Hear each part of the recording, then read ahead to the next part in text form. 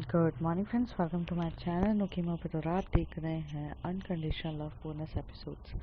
Last part में हमने देखा था कि जहाँ पर जो हमारी कायरा रहती है वो तनु के साथ बहुत ज़्यादा मस्ती कर रही रहती है, और मस्ती मस्ती में वो बास्केटबॉल चैलेंज भी ले लेते हैं, जिसको वो पूरा तो नहीं कर पाती है लेकिन वो अपना बेस्ट देती है, और चीटिंग के थ्रू की वजह से उसे आउट होना पड़ता है। ऑल तो वहाँ पर हमारी रिद्धि आती है और वो बच्चों को बोलती है कि अगर मैं तुम्हारे साथ खेलूंगी तो तुम्हें मेरी बात सुननी पड़ेगी, और अगर मैं जीतती हूँ तो जिसमें रिद्धि जीत जाती है, और वो बच्चों को जाते जाते एक अच्छी चीज़ें समझा कर जाती है कि एक्सेप्ट करो लोगों को जैसे वो हैं, और अगर तुम्हारी जनरेशन इसको आ इया करेगी, आई मीन मतलब एक्सेप्ट नहीं करेगी, तो फिर कैसे चलेगा। मुझे और तुम्हारी जनरेशन में तो बहुत ज़मीन आसमान का फ़र्क है। तभी मैं ओपन माइंडली एक्सेप्ट करने के लिए तैयार हूँ। तुम लोग अगर एक्सेप्ट नहीं करोगे तो आने वाली जनरेशन के लिए जीना कितना मुश्किल हो जाएगा। देश बदल रहा है, तुम भी बदलो। और वो बहुत अच्छे से समझाती है, जिसमें कई हद तक कुछ समझ गए तो अच्छी बात है, नहीं समझे तो बात अलग है। फिर वो यहाँ से जाती है मोहिनी के पास, और मोहिनी को जब देखती है तो मोहिनी भी कायरा और तनु को देख के शॉक्ड होती है, और रिद्धि उन दोनों को मिलवाती है। अब उसके आगे, तुम यहाँ कैसे, मोहिनी पूछती है। तभी कायरा तो चुप रहती है, कायरा रिद्धि की तरफ देख रही रहती है, तनु भी रिद्धि की तरफ ही देख रही रहती है। तभी रिद्धि इन दोनों की साइलेंस को ख़त्म करते हुए आगे आकर बोलती है, मोहिनी मैं लेकर आई हूँ कायरा को। एंड कायरा, आपको तो जानती हैं कि ये मोहिनी है। अब सवाल ये हो रहा है कि मैं यहाँ क्यों लेकर आई हूँ। मुझे पता चला कि you are facing some problems, तो मैं नहीं चाहती थी कि हम दिल्ली आए और हम तुमसे मिले बिना जाएं, क्योंकि मोहिनी कहीं ना कहीं तुम कायरा की अभी भी दोस्त हो। कायरा ने मुझे बताया नहीं कि उसे टेंशन हुई कि जब उसे पता चला कि तुम भी कुछ एंजाइटी डिप्रेशन इन सब से गुजर रही हो, और तुमने कॉलेज आना बंद कर दिया है। ये जानकर कायरा को बहुत ज़्यादा टेंशन हुई, और कायरा उस दिन बहुत ज़्यादा टेंशन में थी। कायरा, तुम्हें क्या लगता है मैं तुम्हें नहीं जानती हूँ? कायरा चुप रहती है, बस उसकी आंखों में थोड़े से आंसू रहते हैं जो गिर रहे रहते हैं। रिद्धि उसे बोलती है कि कायरा, मैं तुम्हें बहुत अच्छे से जानती हूँ। तुम मेरे से ये चीज़ पे शेयर करना चाहती थी, बट तुम्हें ऐसा लग रहा था कि मैं शायद इसको गलत तरीके से ना लूँ, या किससे ये बात करूँ कि मोहिनी की फ़िक्र है तुम्हें, इसलिए मैं मोहिनी के पास तुम्हें लेकर आई हूँ। मोहिनी, क्या हुआ है आपके साथ? आप हमें खुल कर बता सकती हैं।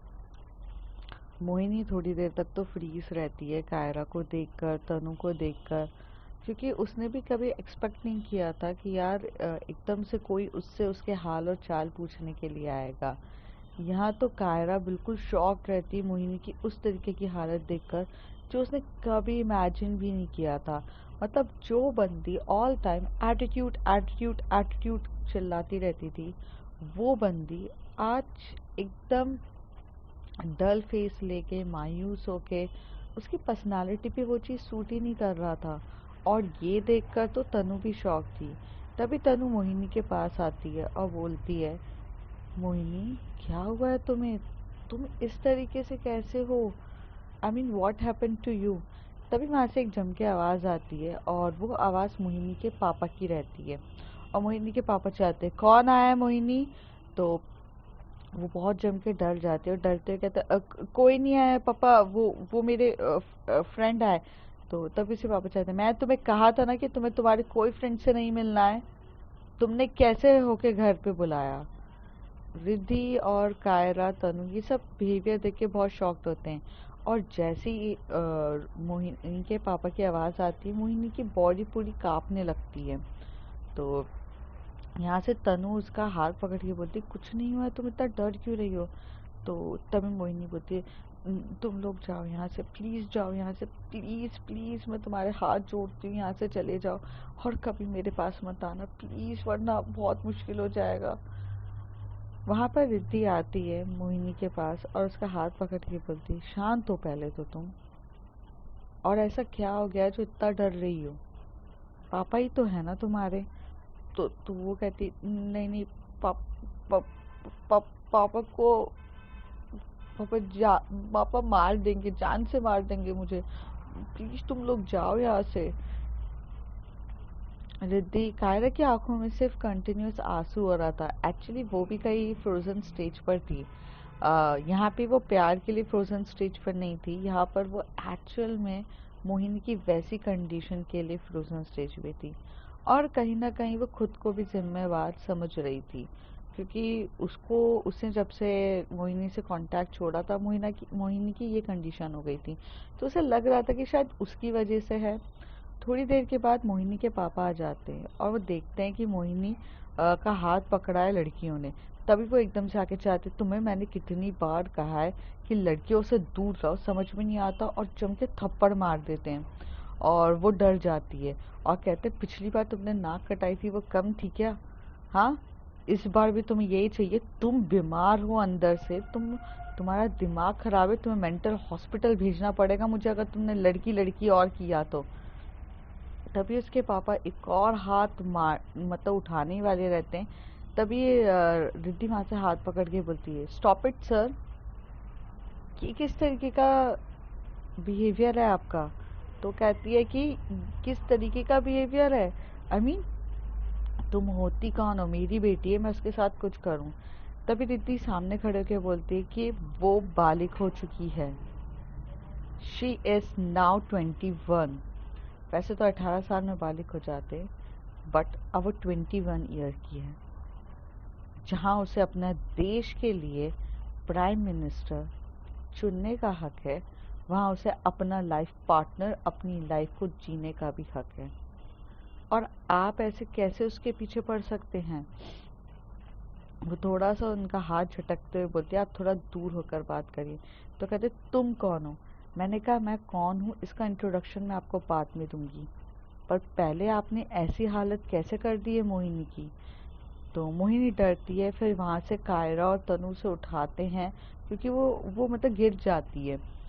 तो उसे उठाते हैं, और जो मोहिनी रहती है वो तो कायरा को बस हक करके ही पड़ी, मतलब ऐसे हक करी हुई रहती है। तभी रिद्धि बोलती है कि क्या प्रॉब्लम है आपकी? तो कहते, तुम्हें नहीं पता इसने एक लड़की के चक्कर में हमारी पूरी नाक डुबो दी है।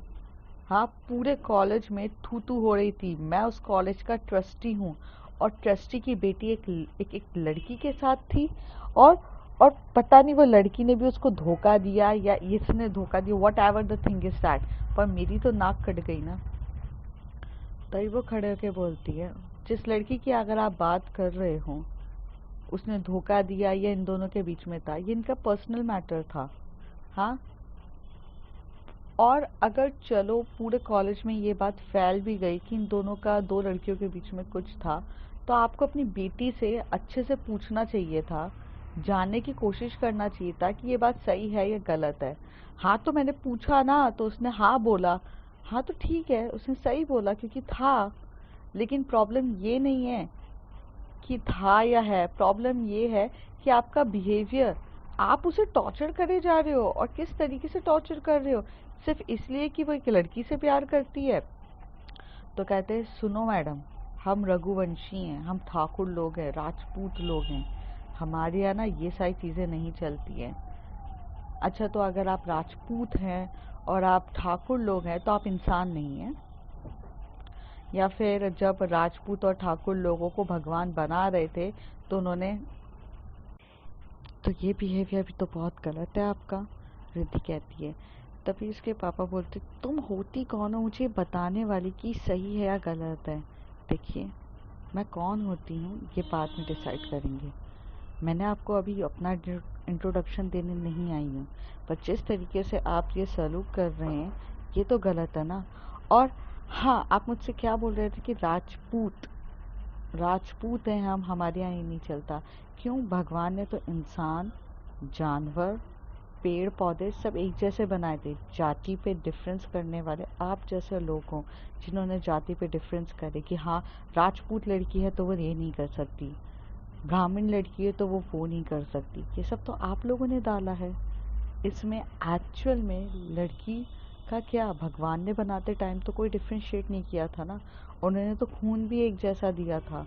अब खून में मुस्लिम खून, हिंदू खून, क्रिश्चियन खून, इन सब का भी डिफ्रेंशिएट करने वाले आप जैसे लोग हैं। तो आप इन सब चीज़ों से ना ही बोले तो ज़्यादा बेटर है।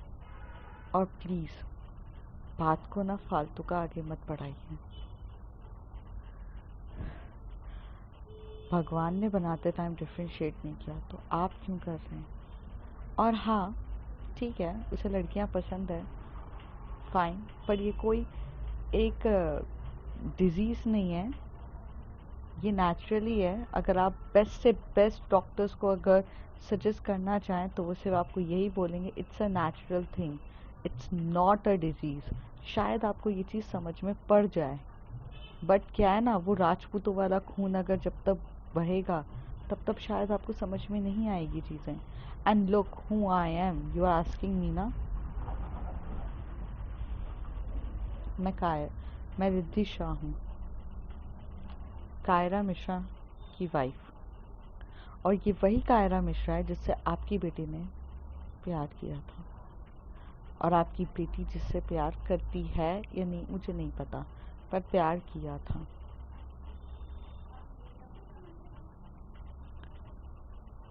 क्या बकवास चल रहा है? तुम इस लड़की के आई हो अपनी वाइफ के, आई मीन मैं, मेरे सर के ऊपर से जा रहा है। मतलब तुम्हारी वाइफ का अफेयर था मेरी बेटी के साथ और तुम यहाँ आकर कर ली। और पहली बात, वाइफ क्या होता है? भाई वाइफ कौन सी वाइफ? तुम्हारा तो हस्बैंड होगा ना। तो तभी रिद्धि बोलती है, मैंने कहा ना, डिफ्रेंशिएट आप करते हो, भगवान नहीं करते हैं। और मोहब्बत बियॉन्ड द जेंडर होती है। मैंने प्यार किया, मैंने शादी किया। हाँ, वो दोनों एक साथ रहते थे, थोड़े से बहक गए थे और प्यार हो गया, बट शादी कायरा की शादी मुझसे हुई है। और मैं यहाँ पर इसलिए नहीं आई हूँ कि अपनी बीवी का वगैरह वॉटएवर जो आपके डर्टी माइंड चल रहा होगा। मैं यहाँ पे इसलिए आई हूँ क्योंकि कायरा की फ्रेंडशिप रही है मोहिनी से और वो एक प्योर फ्रेंडशिप रही है। और उस फ्रेंडशिप को लेते हुए मेरा यहाँ फ़र्ज़ था आना, क्योंकि मैं अपनी बीवी को टेंशन में नहीं देख सकती हूँ कि वह आधे टाइम तक यही सोचती रहे कि मोहिनी के साथ क्या हुआ था, मोहिनी ऐसी कैसे हो गई है। तो आप ये का जो जिस तरीके से बिहेवियर है ना, आप ये करिए। तभी मोहिनी को बहुत डर लग रहा था, तो कायरा का बहुत टाइटली हाइट पकड़ी रहती है और कायरा को हक करी हुई रहती है। तभी वहाँ से उसके पापा जाते हैं और कायरा को बोलते, तू लड़की को हक कैसे कर सकती है? तभी रिद्धि बीच में खड़े होकर बोलते कि वेट वेट, अगर वो लोग हक कर रहे हैं या वो दोनों एक दूसरे को समझ रहे हैं, इसका मतलब कुछ गलत नहीं हो रहा है। और आप इस तरीके से बिहेवियर मत करिए, वरना मुझे बहुत गलत तरीके से कदम उठाना पड़ेगा। और शायद जो मैं कदम उठाऊंगी वो बहुत गलत होगा। आपको अपनी बेटी को आज़ादी देनी चाहिए, एक अच्छा सा आसमान देना चाहिए जिसमें वो सांस खुलकर ले सकें। मोहिनी काफ़ी ज़्यादा डर रही रहती है अपने पापा के इस व्यवहार की वजह से, और वो कायरा को हक करे जाती थी। कायरा भी उसे समझती है कि उसे समझ में आता है कि यार अगर उस स्टेज पे मैं होती और अगर मेरे माँ बाप ने मेरे साथ इस तरीके से व्यवहार किया होता तो शायद मैं टूट जाती। लेकिन मैं बहुत लकी हूँ कि मेरे पेरेंट्स ने ये चीज़ समझी, इवन उन्होंने कुछ इस तरीके से नहीं किया बिहेवियर। तो रिद्धि वहाँ पे खड़ी होती है और पहले उसके पापा को रोकती है, बट उसके पापा रुकने वाले थे कहाँ। फिर उतनी देर में मोहिनी की मम्मी आ जाती है। वो मोहिनी को बोलती है, बेटा बेटा, फिर वो रिद्धि के पास आकर बोलती है, बेटा बेटा प्लीज़ शांत हो जाओ, यहाँ से चले जाओ, मोहिनी की ज़िंदगी और बर्बाद हो जाएगी, प्लीज़ समझने की कोशिश करो। तभी वो आंटी की तरफ देख के बोलते कि नहीं आंटी, ज़िंदगी बर्बाद करनी थी, कर दी। एक समय होता है अंकल जहाँ पर एक लड़की को अपनी सेक्सुअलिटी के बारे में पता चलता है, उसे समझ में आता है कि उसे लड़कों में इंटरेस्ट है या लड़कियों में इंटरेस्ट है। वही एक फेज था जहाँ मोहिनी को पता चला कि उसे लड़कियां पसंद है। हाँ, उसका कायरा के साथ नहीं चला। उसका रीज़न था कि कायरा और अम, जो मोहिनी थी इनकी सोच में काफ़ी ज़्यादा डिफरेंस था। दोनों एक जैसी थी, बच्ची थी, उन्हें समझाने वाला कोई नहीं था, उन्हें समझ के लेने वाला कोई नहीं था। जब दो लोग एक जैसे होते हैं तो और एक ही एज के होते हैं, तो उसमें से किसी ना किसी एक को मैच्योरिटी दिखा के अपना रिलेशन को करना पड़ता है, एक को शांत होना पड़ता है, पर ये दोनों नहीं होना चाहते थे, इसलिए इनका रिलेशन नहीं चला। ये बात समझिए। और कायरा को एक्चुअल में सिर्फ और सिर्फ एक अट्रैक्शन हुआ था मोहिनी से, क्योंकि प्यार तो वो मुझसे करती थी। कहते हैं ना कि जवानी के रूप में कहीं ना कहीं पैर फिसल जाते हैं, वही हुआ था कायरा के साथ। पर इस ड्यूरेशन में मोहिनी को अपनी सेक्सुअलिटी के बारे में पता चला, एंड आई एम ग्लैड कि उसे पता चला कि उसे क्या चाहिए। बट इसका मतलब ये नहीं है कि आप उसके साथ इस तरीके से व्यवहार करोगे। पर जो पापा रहते हैं, मतलब रघुवंशी खानदान के हैं यार, वो कैसे शांत हो जाएंगे? तो शांति नहीं हो रहते हैं। तभी जो हमारी रिद्धि रहती है वो साइड में जाके कॉल करती है। थोड़ी देर के बाद पुलिस आ जाती है रघुवंशी खानदान में, और 10 से 15 मिनट के अंदर जोश में सब आते हैं, कुछ एनजीओ वाले भी आते हैं, सब आ जाते हैं, सब आके खड़े होते हैं। फिर मतलब मोहिनी तो बहुत डरी हुई रहती है, मतलब उसकी हालत इतनी खराब होती है ना कि वो क्या बोले क्या बोले, क्या चीज़ें करे। और कायरा भी कंटिन्यूस रोए जा रही रहती है, क्योंकि उसे लगता है कि अगर उसके घर में इतना सब कुछ प्रॉब्लम था या ऐसी चीज़ें थी, तो उसे भी ये कदम नहीं उठाने चाहिए थे, उसे मोहिनी का दिल नहीं तोड़ना चाहिए था। या मोहिनी ने जो किया वो सही किया या गलत किया, उसे थोड़ा समझ के लेना चाहिए था। बट क्या कह सकते हैं कि जो हो गया उसको तो बदल नहीं सकते। जैसी पुलिस आती है तो वहाँ पर वो रघुवंशी जो रहते हैं, मिस्टर रघुवंशी, वो खड़े हो जाते हैं और कहते हैं ऐसे कैसे तुम मेरी प्राइवेट प्रॉपर्टी पे घुस सकते हो? तभी वहाँ से वो पुलिस वाले बोलते हैं रुकिए सर, आपको अपनी बेटी को डोमेस्टिक वायलेंस के चक्कर में आपको अंडर अरेस्ट कर सकते हैं। आपने जो आपकी बेटी की हालत करी है, जिसे आप मार रहे हैं, पीट रहे हैं, ये सब चीज़ों के चक्कर में वो अगर आपके ऊपर एक एफआईआर डालेगी ना, आप जेल के अंदर होंगे।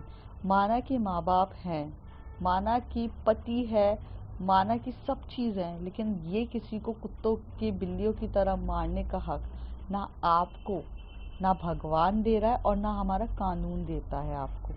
तो जिस तरीके से आप ये मारने वाली हरकतें कर रहे हैं, आपने अपनी बेटी की पूरी ज़िंदगी ख़राब कर दी है।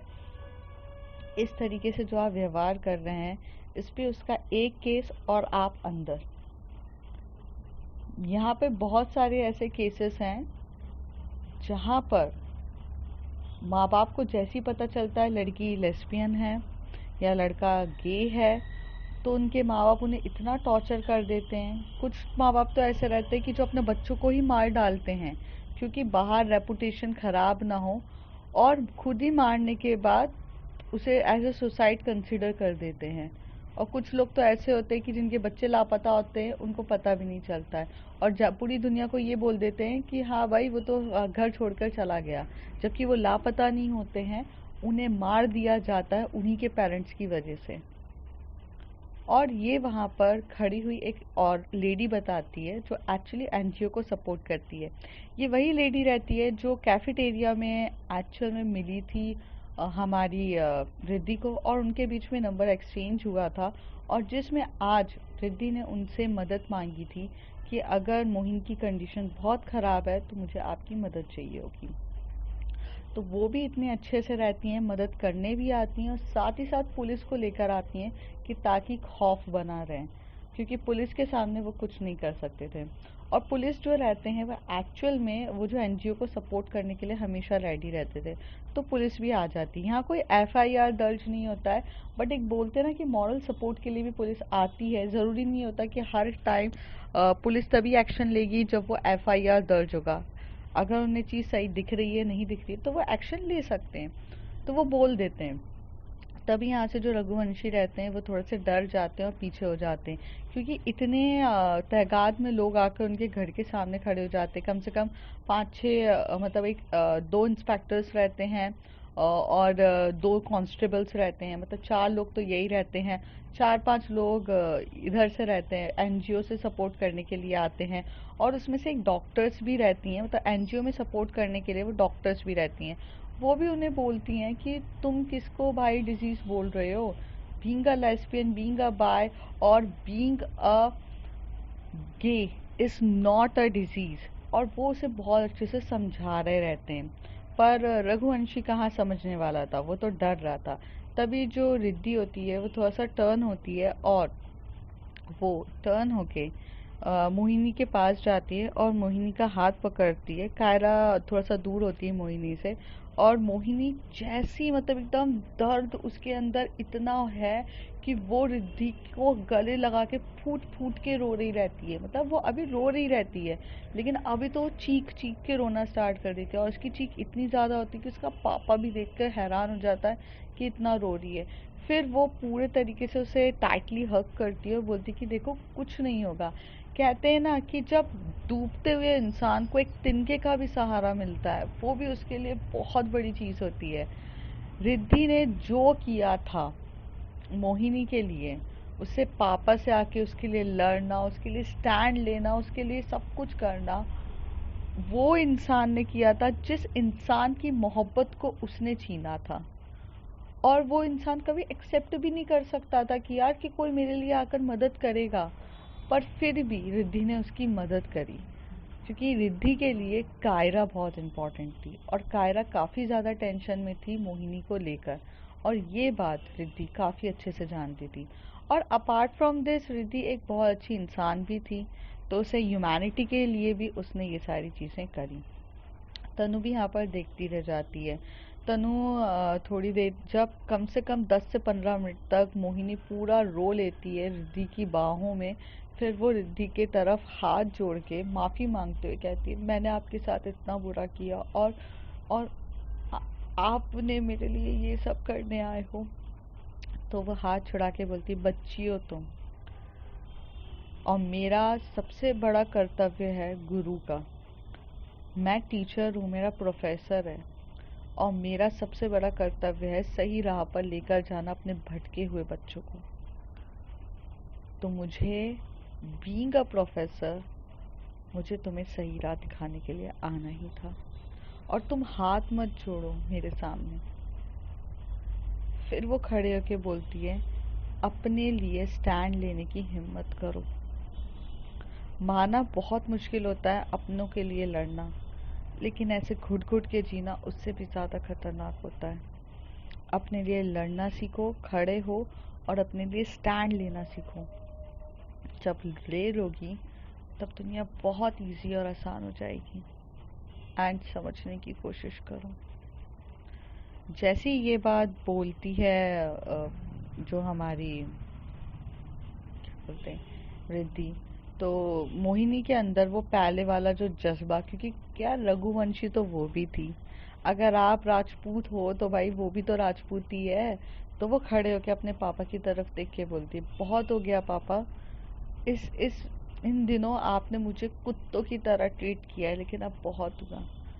मैं डरती थी, ये सोचने लगी क्या होगा क्या होगा क्या नहीं होगा, पर मुझे नहीं पता था कि मुझे इतने अच्छे लोग मेरे लिए खड़े होने के लिए आएंगे। तो हाँ पापा, मैं अपनी ज़िंदगी अपने तौर तरीके से जीना चाहती हूँ। अगर मुझे लड़की पसंद है तो मैं लड़की के साथ ही रहना चाहूँगी, और आप मुझे रोक नहीं सकते। और ये बोलकर वो वहाँ से अपनी मम्मी की तरफ देख के बोलती, मम्मा मैं ये घर छोड़कर जा रही हूँ, और हाँ मैं हॉस्टल ही जा रही हूँ। अपनी पहले पढ़ाई कंप्लीट करूँगी और फिर अपनी लाइफ को इंडिपेंडेंट करूँगी। और पापा आप कुछ नहीं कह सकते। उसके पापा तो वैसे ही डरे होते हैं, क्योंकि भाई पुलिस खड़ी रहती है, थोड़ा सा भी उन्होंने आनाकानी करी, और वहाँ से वो पूरे बैग रैप करती है और परी को फ़ोन लगाती है।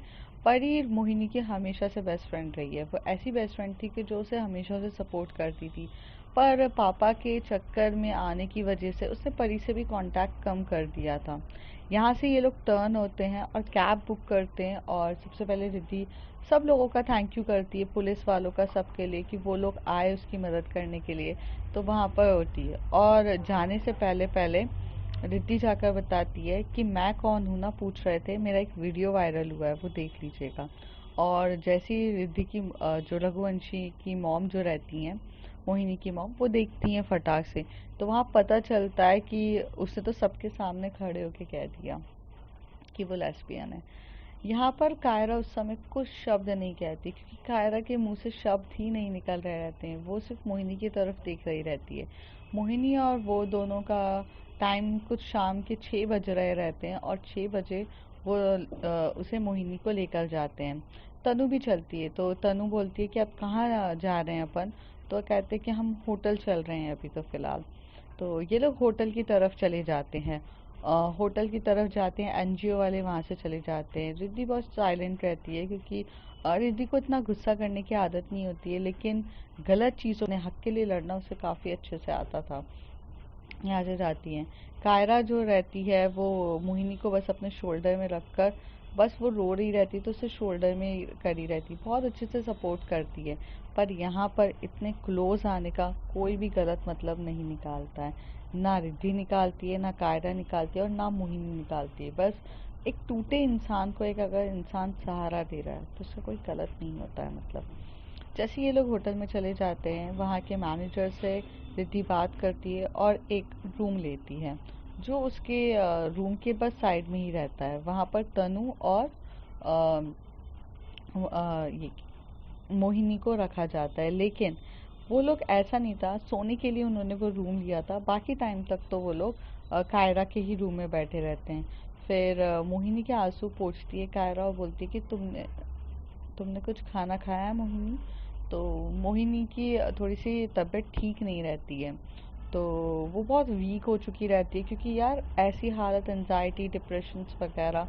तो यहाँ पर जो हमारी रिद्धि रहती है वो बोलती है कि उसे थोड़ी देर सुला दो, बाकी देखते हैं। तो वहाँ सोने के लिए चले जाते हैं। उतनी देर में वहाँ पर जो बेस्ट साइकोलॉजिस्ट डॉक्टर्स होता है उसे, साइकेट्रिस्ट सॉरी, साइकेट्रिक्स को वो कॉल करती है और मतलब उसे बुलाती है। वो डॉक्टर भी वहाँ पर आने के लिए तैयार हो जाता है, क्योंकि वो विज़िट नहीं कर पा रहे थे क्लिनिक पे, और डॉक्टर भी बहुत कंफर्टेबल होता है, वो आता है। जैसे ही मेल डॉक्टर वहाँ पर आता है, वो मोहिनी को देख के बोलता है कि इनकी क्या पहले से मेडिसिन चल रही थी, आपको कुछ पता है? तो वो बोलती हैं कि नहीं, मुझे कुछ भी नहीं पता है, बस इतना पता है कि कुछ महीनों से इनकी मेडिसिन चल रही है।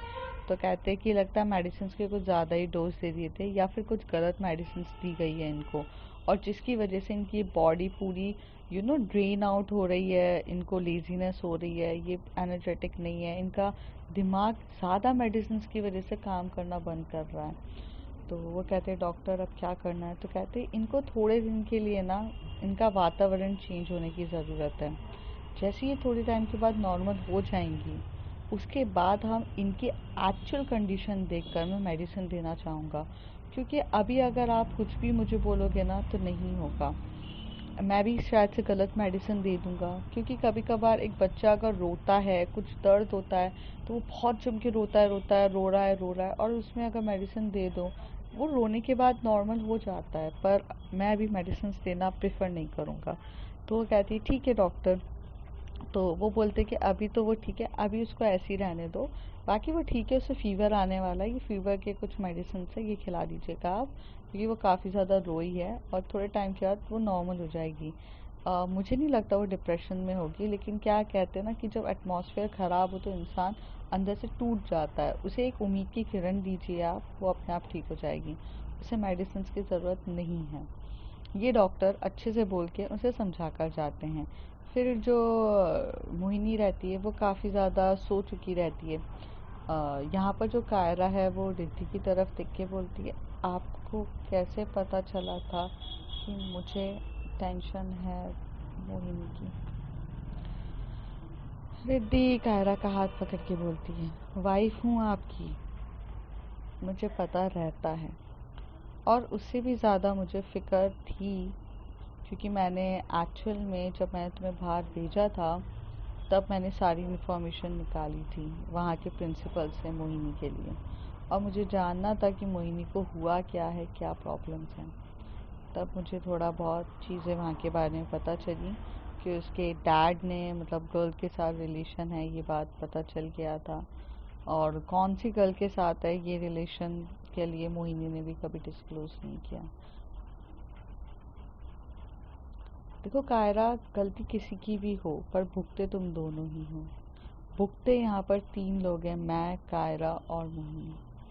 एक गलत डिसीजंस किसी को उम्मीद की किरण देना। तो तभी वहाँ से कायरा बोलती, इसकी गलती का मतलब गलती तो सारी मेरी थी ना, मतलब मेरी वजह से आपको भी भुगतना पड़ा और मोहिनी को। गलती किसी की नहीं थी, इंसान का नेचर ही ऐसा होता है, हो जाती है गलतियाँ। अब गलती को लेकर नहीं बैठते हैं, आगे बढ़ते हैं।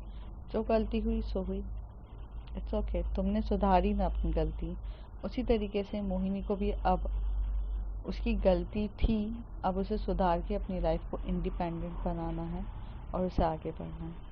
वही चीज़ हमें उसे उम्मीद की किरण देनी है। ठीक है। तनु बोलती है, मैम अभी तक तो मैं आपकी आधी फ़ैन थी, अब तो पूरी फ़ैन हो गई हूँ।